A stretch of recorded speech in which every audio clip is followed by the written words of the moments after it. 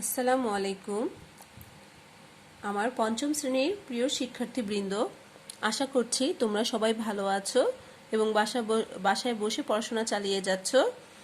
আর তোমরা হয়তো ইতিমধ্যে সবাই জেনে গিয়েছো যে এপ্রিলের ফার্স্ট উইক অথবা মার্চ মাসের লাস্ট উইক আমাদের অর্ধবার্ষিক প্রস্তুতিমূলক পরীক্ষাটি হতে পারে। তো সেই জন্য কিন্তু আমাদেরকে পড়াটা আরও বেশি ভালো করে চালিয়ে যেতে হবে। তো আমাদের কিন্তু যে 4টি অধ্যায় থাকবে প্রস্তুতিমূলক পরীক্ষা, সেখান থেকে আমাদের 3টি অধ্যায় সম্পন্ন হয়ে গেছে। এখন আমরা 3টি অধ্যায় বলতে আজকে আমরা অধ্যায় 3-এর পাঠ 4 নিয়ে আলোচনা করব এবং পাঠ 4 পড়লেই কিন্তু আমাদের 3টি অধ্যায় সম্পূর্ণ পড়া হয়ে যাবে। তাহলে চলো আমরা আজকে অধ্যায় 3-এর পাঠ 4 নিয়ে আলোচনা করি। সবাই বই বের করো, পেন্সিল নাও, খাতা নাও। দেখো অধ্যায় 3-এর পাঠ 4, পৃষ্ঠা নাম্বার 28। এখানে কি আছে দেখো, যে 4-এ আছে আহসান মঞ্জিল। তোমরা নিশ্চয়ই অনেকেই আহসান মঞ্জিলে গিয়েছো। এটা কোথায় জানো কেউ?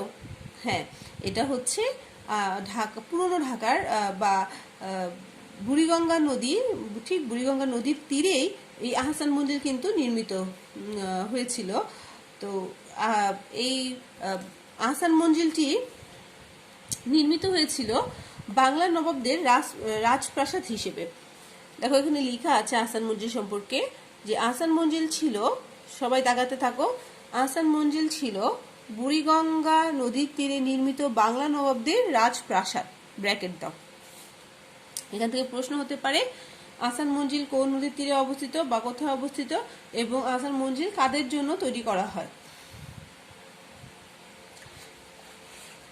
মুঘল আমলে জামালপুর পরগনার জমিদার শেখ এনায়েতুল্লাহ এই প্রাসাদটি নির্মাণ করেন। তাহলে আহসান মঞ্জিল প্রাসাদটি কে তৈরি করেন? এখানে একটা প্রশ্ন হচ্ছে, আহসান মঞ্জিল প্রাসাদটি কে তৈরি করেন? এটার উত্তর এখান থেকে এই পর্যন্ত। 18 শতকে তার পুত্র শেখ মতিউল্লাহ প্রাসাদটিকে বাণিজ্যিক কেন্দ্র হিসেবে ব্যবহারের উদ্দেশ্যে ফরাসি বণিকদের কাছে বিক্রি করে দেন। ঠিক 1830 সালে খাজি আলিমুল্লাহ ফরাসিদের নিকট থেকে এটিকে ক্রয় করে আবার প্রাসাদে পরিণত করেন। এই প্রাসাদকে কেন্দ্র করে খাজা আব্দুল গনি একটি প্রধান ভবন নির্মাণ করেন।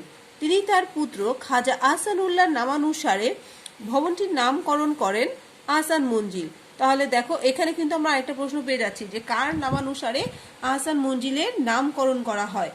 কার নামানুসারে আহসান মঞ্জিলের নামকরণ করা হয়? এখানে হবে খাজা আব্দুল গনি এর পুত্র খাজা আহসানুল্লাহ নামানুসারে আহসান মঞ্জিল ভবনটির নামকরণ করা হয় আহসান মঞ্জিল।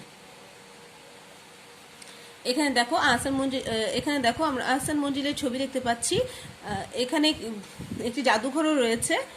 তোমরা যারা যাওনি এখনো তারা অবশ্যই যাবে। এখানে গেলে অনেক দেখার অনেক কিছু আছে। এই ভবনটি কিন্তু 1888 সালে ঘূর্ণিঝড়ে এবং 1897 সালে ভূমিকম্পে ক্ষতিগ্রস্ত হয় এবং পরে তা কি করে, পরে 1885 সালে বাংলাদেশ সরকার প্রাসাদটি তত্ত্বাবধানের দায়িত্ব নেয় এবং বাংলাদেশ সরকার দায়িত্ব নেওয়ার পরই এর প্রাচীন ঐতিহ্য ফিরিয়ে আনা হয়। অর্থাৎ আহসান মঞ্জিল পরপর 2বার প্রাকৃতিক বিপর্যয়ের কারণে ক্ষতিগ্রস্ত হয় এবং পরে তা মেরামত করা হয়। কিন্তু 1985 সালে যখন বাংলাদেশ সরকার প্রাসাদটি তত্ত্বাবধানের দায়িত্ব নেয়, তখন এর হারানো ঐতিহ্য ফিরে আসে। তাহলে এখানেও আমরা একটি প্রশ্ন পেয়ে গেলাম, যে আহসান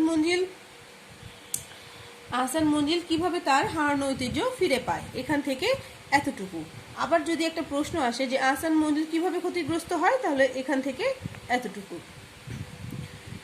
এই প্রাসাদে রয়েছে লম্বা বারান্দা, জলসা ঘর, দরবার হল এবং রংমহল।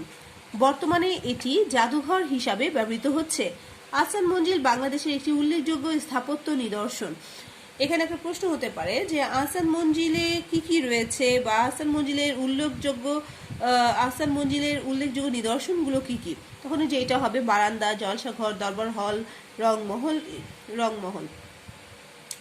আচ্ছা, এই ছিল আমাদের আজকের পাঠ। চলো এবার এগুলোর যে কাজগুলো আছে সেগুলো আমরা দেখে নিচ্ছি। কতে আছে, প্রাচীন স্থাপনাগুলো রক্ষণাবেক্ষণে প্রচুর অর্থ ব্যয় হয়, তারপরে সেগুলো সংরক্ষণ করা কিনা এই নিয়ে শ্রেণীতে একটি বিতর্ক আয়োজন করো। বিতর্কে দুইটি দল পক্ষে ও বিপক্ষে বলবে। দলের পক্ষে যুক্তি উপস্থাপন করো। আচ্ছা, এটা তেমন দরকার নেই, এটা তেমন দরকার নেই, তোমরা এটা করবে না। খটা ইম্পর্টেন্ট। খটা দেখো, এই অধ্যায়ে 4টি ভিন্ন ভিন্ন সময়ের ঐতিহাসিক স্থাপনা নিয়ে আলোচনা করা হয়েছে। সময়ের পাশে সেই সময়ের উল্লেখযোগ্য ঘটনাগুলো লেখো, কাজটি জোড়ায় করো। অর্থাৎ দেখো, এই অধ্যায়ে 4টি ভিন্ন ভিন্ন সময় দেখো। এখানে কিন্তু আমরা পড়েছিলাম মহাস্থানগড়, ওয়ারী বটেশ্বর এক সময়ের মধ্যে, তারপরে হচ্ছে পাহাড়পুর ময়নামতি, তারপর হচ্ছে সোনারগাঁও ও লালবাগ কেল্লা, তারপর হচ্ছে আহসান মঞ্জিল। তাহলে আমরা 4টি সময়ের ঐতিহাসিক স্থাপনা সম্পর্কে পড়েছি।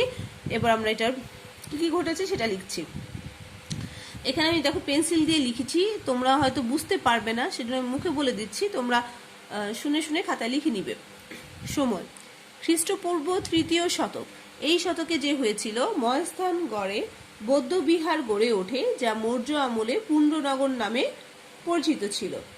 আর ওয়ারী বটেশ্বরে এই সময়ে একটি উন্নত সভ্যতা গড়ে উঠেছিল। আবার আমি বলছি, মহাস্থানগড়ে বৌদ্ধ বিহার গড়ে ওঠে, যা মৌর্য আমলে পুণ্ড্রনগর নামে পরিচিত ছিল। ওয়ারী বটেশ্বরে এই সময়ে একটি উন্নত সভ্যতা গড়ে উঠেছিল। 1800 খ্রিস্টাব্দ সোমপুর মহাবিহার ও ময়নামতি বিহার গড়ে উঠেছিল, যেখানে উন্নত সভ্যতার নিদর্শন পাওয়া গেছে। 17 শতক লালবাগ কেল্লা নির্মাণ করা হয়, সোনারগাঁও বাংলার রাজধানী ছিল। 19 শতক লোকশিল্প জাদুঘর পানামনগর আহসান মঞ্জিল গড়ে ওঠে। কোন শতকে কি হয়েছিল, কোন সময়, আমি কিন্তু এটা বললাম, আমার সব এখানে লেখা সম্ভব হয়নি, আমি মুখে বলে দিয়েছি, তোমরা শুনে শুনে লিখে নিবে। আচ্ছা, গ নাম্বারটা দরকার নেই। ঘ নাম্বার দেখো, শূন্যস্থান পূরণ। মৌর্য আমলে, ক নাম্বার, মৌর্য আমলে এই স্থানটি পুণ্ড্রনগর নামে পরিচিত ছিল। কোন স্থান? মহাস্থানগড়। খ নাম্বার, এখানে প্রাপ্ত জিনিসের মধ্যে রয়েছে রৌপ্য মুদ্রা, হাতিয়ার এবং পাথরের পুঁতি ওয়ারী বটেশ্বরে। এখানকার জাদুঘরে বিভিন্ন মুদ্রা ও পাথর ফলকের নিদর্শনও আছে। ময়নামতি। দুর্গের দক্ষিণে গোপন প্রবেশপথ এবং একটি 3 গম্বুজ বিশিষ্ট মসজিদ রয়েছে। লালবাগ কেল্লা। আচ্ছা, তোমরা সবাই লিখে নিবে। এখন দেখো, পার্ট 4 থেকে আমি কিছু প্রশ্ন দিয়েছি তোমাদেরকে।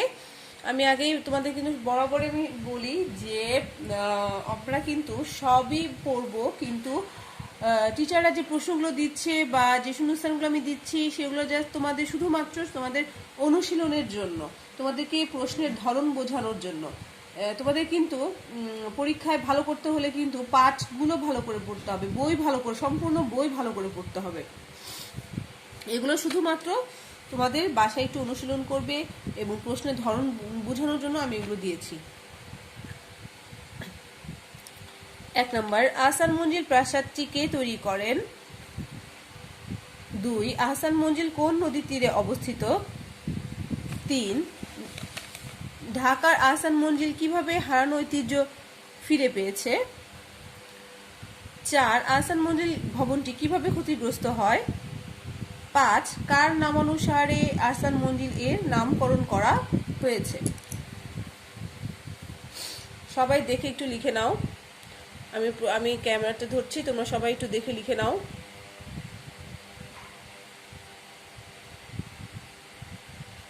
আচ্ছা, এখন দেখো, আমি আজকে আমাদের ক্লাস হচ্ছে 13তম ক্লাস। আমাদের কিন্তু পরীক্ষা চলে এসছে, সময় নষ্ট করার কোনো সুযোগ আমাদের হাতে নেই, আমাদের একটু বেশি করে পড়তে হবে। এর জন্য আমি অধ্যায় 3 থেকে যে শূন্যস্থানগুলো তোমাদের অনুশীলনের জন্য দিব, সেটা আমি এই ক্লাসে দিয়ে দিচ্ছি। সবার লিখতে হয়তো একটু কষ্ট হবে, যে এত লেখা একদিনে কিভাবে লিখবে, কিন্তু তোমাদের অভ্যাস করতে হবে। এখন কিন্তু তোমরা আগের মতো ছোট নেই, তোমাদেরকে কিন্তু বেশি বেশি লিখার অভ্যাস করতে হবে। তো খাতায় লিখে নাও শূন্যস্থানগুলো। 1 পাহাড়পুর ড্যাশ বিভাগের নওগাঁ জেলায় অবস্থিত। আমি তোমাদের উত্তর বলে দিব না, তোমরা বই থেকে বের করে নিজেরা উত্তর লিখে নিবে। পাহাড়পুর ড্যাশ বিভাগের নওগাঁ জেলায় অবস্থিত। 2 পাহাড়পুর বৌদ্ধ বিহারের চারপাশে ড্যাশটি ভিক্ষু কক্ষ আছে। 2 পাহাড়পুর বৌদ্ধ বিহারের চারপাশে ড্যাশটি ভিক্ষু কক্ষ আছে। 3 লালবাগ দুর্গটি সম্পূর্ণ ড্যাশ তৈরি। লালবাগ দুর্গটি সম্পূর্ণ ড্যাশ তৈরি। 4 আহসান মঞ্জিল বাংলার ড্যাশ রাজপ্রাসাদ ছিল। আহসান মঞ্জিল বাংলার ড্যাশ রাজপ্রাসাদ ছিল। 5 বাংলাদেশে অনেক গুরুত্বপূর্ণ ঐতিহাসিক ড্যাশ ও ড্যাশ আছে। 5 বাংলাদেশে অনেক গুরুত্বপূর্ণ ঐতিহাসিক ড্যাশ ও ড্যাশ আছে। 6 ওয়ারী বটেশ্বর সভ্যতাটি ড্যাশ বাণিজ্যের সাথে সম্পর্কিত ছিল। ওয়ারী বটেশ্বর সভ্যতাটি ড্যাশ বাণিজ্যের সাথে সম্পর্কিত ছিল। মৌর্য আমলে মহেস্থানগড় স্থানটি ড্যাশ নামে পরিচিত ছিল। মৌর্য আমলে মহেস্থানগড় স্থানটি ড্যাশ নামে পরিচিত ছিল। 8 ময়নামতি ড্যাশ সভ্যতার অন্যতম কেন্দ্র ছিল। ময়নামতি ড্যাশ সভ্যতার অন্যতম কেন্দ্র ছিল। 9 সোনারগাঁও প্রাচীন বাংলার ড্যাশ সুলতানদের রাজধানী ছিল। 9 সোনারগাঁও প্রাচীন বাংলার ড্যাশ সুলতানদের রাজধানী ছিল। 10 ড্যাশ সালে সোনারগাঁওয়ে লোকশিল্প জাদুঘর প্রতিষ্ঠা করা হয়।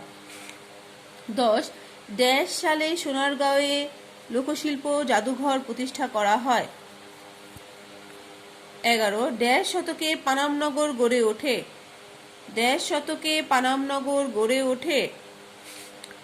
12 সোনারগাঁও ও লালবাগ কেল্লা ড্যাশ শতকের ঐতিহাসিক নিদর্শন। সোনারগাঁও ও লালবাগ কেল্লা ড্যাশ শতকের ঐতিহাসিক নিদর্শন।